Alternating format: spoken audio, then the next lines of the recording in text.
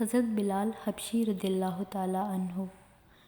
نبی کریم صلی اللہ علیہ وآلہ وسلم کے دنیا سے پردہ فرمانے کے بعد حضرت بلال شام چلے گئے اور وہیں بس گئے۔ ایک عرصے کے بعد خواب میں نبی پاک صلی اللہ علیہ وآلہ وسلم کی زیارت ہوئی اور فرمایا، بلال ہمیں ملنا کیوں چھوڑ دیا؟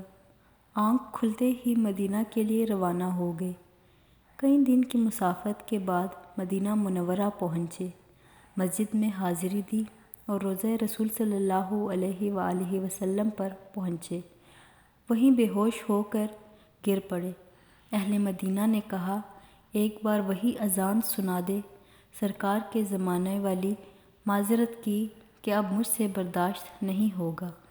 لوگوں نے حسنین کریمین سے کہلوایا، اب انکار ناممکن تھا۔ اذان شروع کی تو اہل مدینہ رو پڑے، دل قابو میں نہ رہے۔ پیارے آقا کا زمانہ تازہ ہو گیا، عورتیں بچے سب نکل آئے۔ جب غم سے نڈال بے قرار ہچکیاں بند گی، اشہد ان محمد رسول اللہ پر لوگ چیخیں مار کر رونے لگے۔ حضرت بلال رضی اللہ تعالیٰ عنہ کی نظر منبر رسول پر پڑی۔ منبر خالی تھا، سرکار نہیں تھے۔ خالی منبر دیکھ کر گر پڑے، بے ہوش ہو گئے، اذان مکمل نہ کر سکے۔ ہوش میں آئے تو اٹھے اور روتے ہوئے شام کی طرف روانہ ہو گئے۔